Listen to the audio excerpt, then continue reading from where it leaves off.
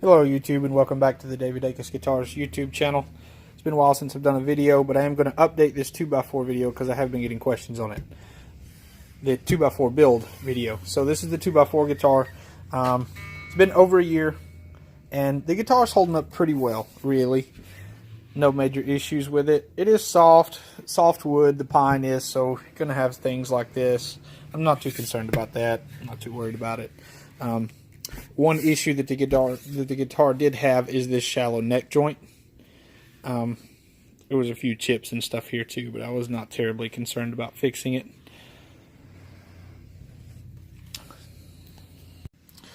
So this neck joint, let's see what happened and why it's been a problem so far.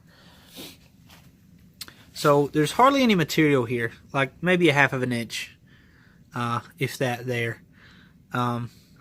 So that's kind of been a problem, that there's only that much of a neck pocket to work with.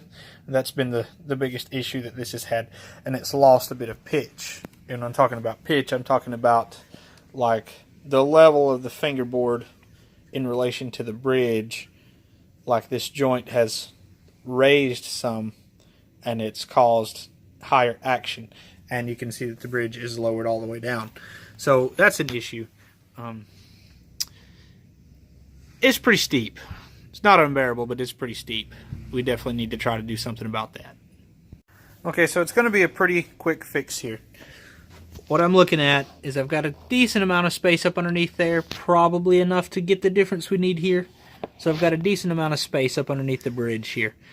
So what I'm going to do is pull the bridge off, and then also pull the mounting bushing out of the guitar body, and I'm just going to recess that so that it can drop farther in. And I've got space underneath the bridge over here. If I didn't, I think I would have to route out maybe just an entire line underneath the bridge, and all we need is like 1/8 of an inch. It's not going to be much. So I do have space under the bridge, so I'm not going to have to route an entire route for the bridge to drop. I'm just going to have to remove this and lower these and get all this recessed into it a little bit, and it will function. And that's all I'm really looking for, is to just make the guitar function a bit better. I will also mention this. I don't expect this neck to fail any farther.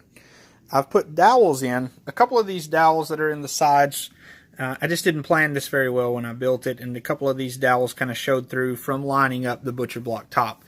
But the dowels over here, this one here is going that direction into the neck and out inside the neck pickup cavity. So it's got a dowel supporting it there, and I did one on the other side as well. This one goes in, and it's at a little bit steeper angle, so it gets a pretty good slice of the neck here and comes out inside here as well. Then I just flush trimmed them inside, got them nice and even inside with the neck pocket. So with those two dowels in place to prevent this neck from moving any farther, and the fact that it's been aging for more than a year now, I don't really expect this to fail any farther. The initial problems, I noticed it probably 3 to 4 months in, and the neck continued to move for a few months after that. But it has not moved now for at least 6 months. So I believe it's going to be stable where it's at. So I'm going to go ahead with this repair here. A quick way to get these out right here is to just put something down in there to obstruct this, screw it downwards, and it will pop itself up. Let me show you what I mean. So here I've just cut this little small piece of dowel. It's going to get dropped directly in. You can see it sitting inside there. And you get our post and just screw it in. And we're dealing with pine here. That dowel is very soft as well. We're dealing with pine here. It won't grab. And as you can see, just as I rotate this, it's going to pop it right up. No problem at all. Boom. That is more difficult in hardwood. That little flimsy dowel probably would have been crushed before it would pull it out of a wood like maple. But works for us here very quickly. Next, I'm just going to measure this outside diameter here.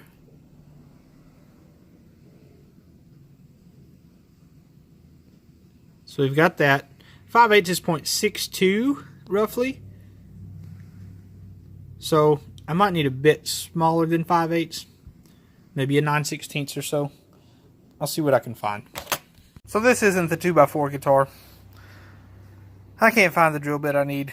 I will continue that later when I find the drill bit I need. Till then, I just did a level and crown on this, and it needs a setup. So I'll continue back with a 2x4 when I find the bit. So I ended up using a 5/8 bit.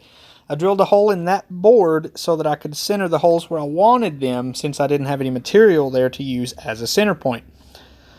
And it was a little bit messier because I really would have liked to have a Forstner bit, but it worked out just fine. It looks messy there, but I knew that the bridge holes would cover everything.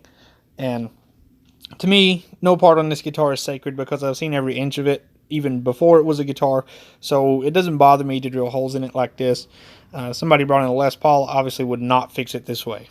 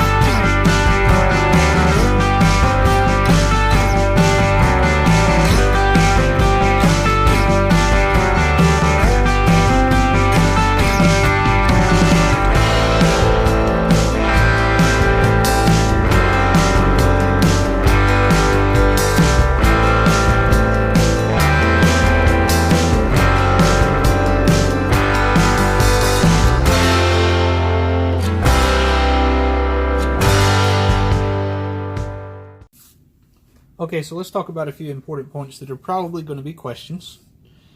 Just try to answer some of those. Let's talk about how the neck has held up on its own. When I made this guitar, I made sure to use, this is from 2 different pieces of pine, so I made sure to use that and made sure to cut it so that we had nice quarter-sawn grain structure here, which is going to be a little bit stronger. Now it is still pine, so it's not as strong as maple, not as strong as mahogany or something like that, but it's held up just fine. I also took the time to make sure that the fingerboard was nicely quarter sawn also. So we've got a bilaminate neck here, the seam down the middle, that is quarter sawn. So we got 2 pieces of pine here, quarter sawn this direction, and then we've got a separate 3rd piece of pine quarter sawn fingerboard. So we got 3 pieces of quarter sawn wood here, and the neck has held up just fine. Like, the frets haven't had to been re-leveled. They haven't been. They are just fine. The guitar plays great still.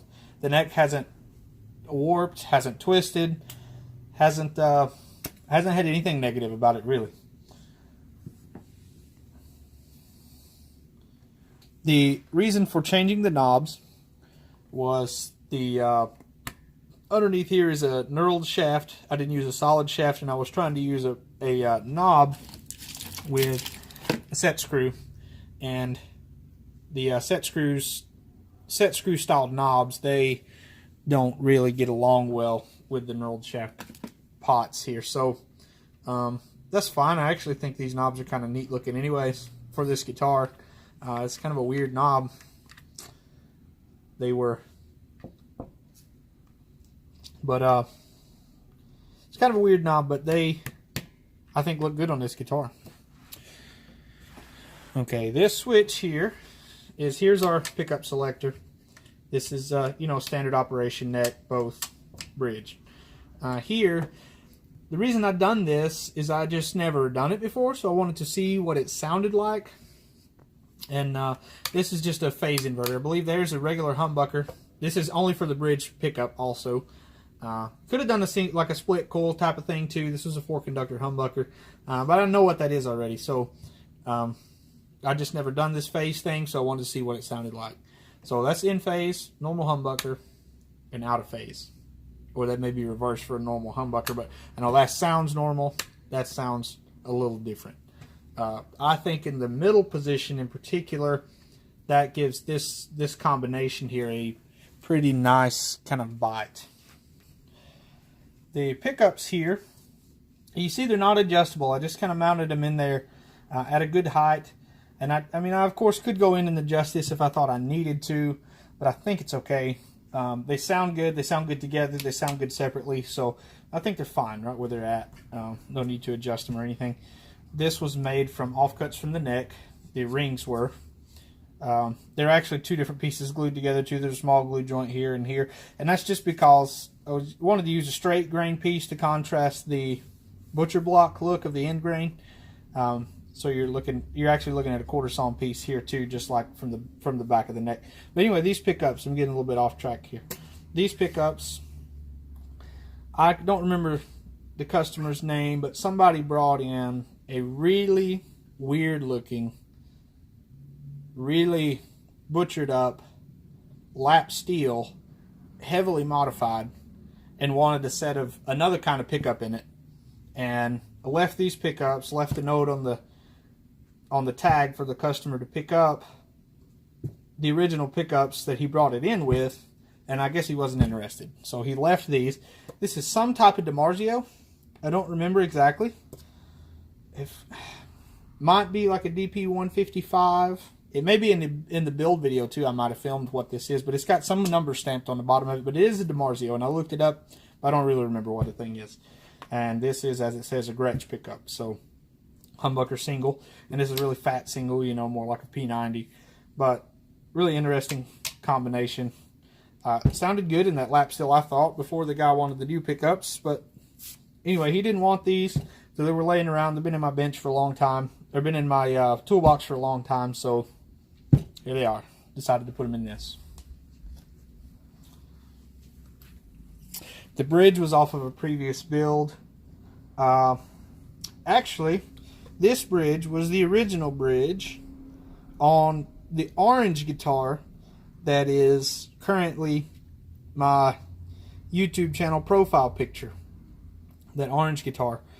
The customer that bought that guitar wanted gold hardware, so I just ordered the identical hardware in gold, swapped it out for him.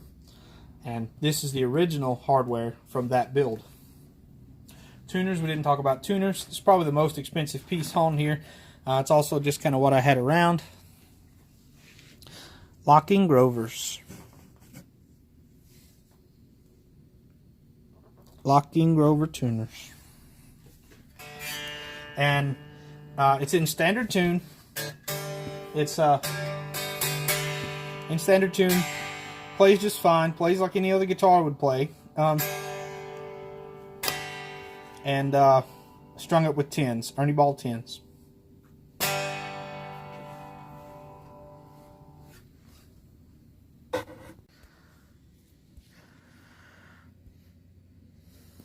Also, I had intended to do Endgrain block inlays at, you know, 3, 5, 7, 9, 12, 15. You know, I'd intended to do block Endgrain inlays like this, but I was running short on time, and I thought earlier in the build that I might run short on time, and I had this nice little knot right here, and see, if I would have done the block inlays, the knot would have disappeared, but if not, it's on the 12th fret.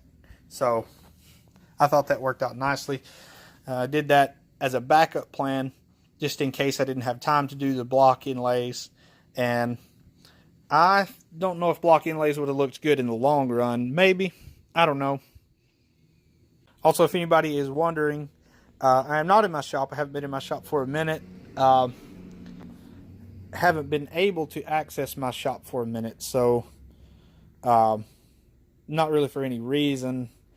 It's just personal life is really busy right now. So I've been trying to do what I can to get back in the shop and do more. But I really haven't done anything significant since I built this guitar over a year ago.